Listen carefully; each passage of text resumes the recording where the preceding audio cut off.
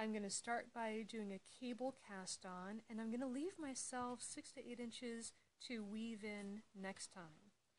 And what I'm going to do is I can either make a slip knot, and I'm going to do that by giving my yarn a bit of a twist, taking the back side piece, putting it right through that loop, and pulling tight, and there's my slip knot. I can do that, or if I'm feeling especially clever, I can simply lay my yarn on my needle to get started. I'm going to do a slip knot because that's the easiest way of doing the cable cast on. So I'm going to go ahead and give my yarn that little turn, pop that end through, and make a slip knot. That end goes right on my left hand needle. I'm going to snug it up, but not very much. I'm going to tension that long piece of yarn that's connected to my yarn ball, leaving my end to hang in space and just get annoyingly in the way, so I can either tuck that in my hand or leave it. I'm going to then start knitting. Take my right hand needle tip, go behind that first leg,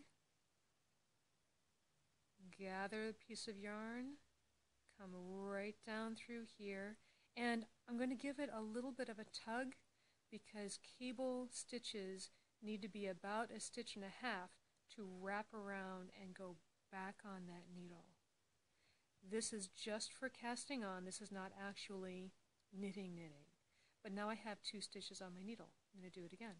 Take my needle tip, go right in through that front stitch, gather up some yarn, bring that yarn right through the stitch, give myself some slack, pop it on the left hand needle.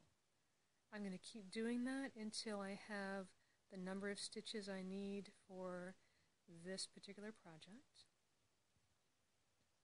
And it's better to be looser than tighter, because when I go back to knit the first row, the tighter it is, the more challenging it is. And at this point in the game, I do not need another challenge.